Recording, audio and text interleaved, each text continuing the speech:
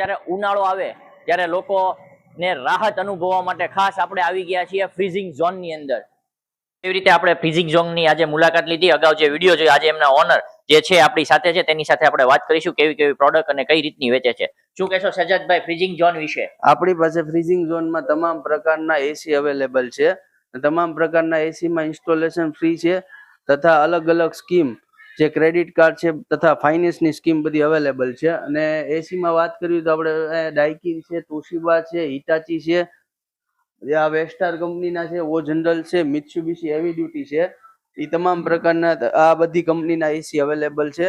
અને એસી નું installation free છે અને એસી નું લગતું તમામ પ્લાનિંગ આપણે ત્યાં ફ્રી થઈ જશે.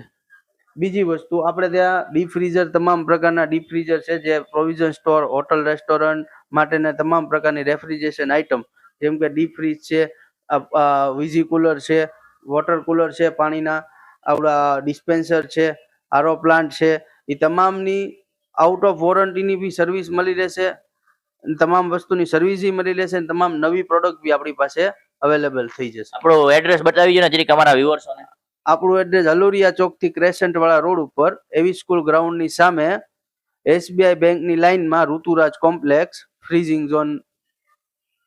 તો આપ પણ ઉનાળાના ધોમ ધકતા તાપથી કંટાળી ગયા છો ને એસી લેવાનું વિચારી રહ્યા છો તો આજે જ પહોંચી જાઓ ફ્રીઝિંગ ઝોન ની અંદર.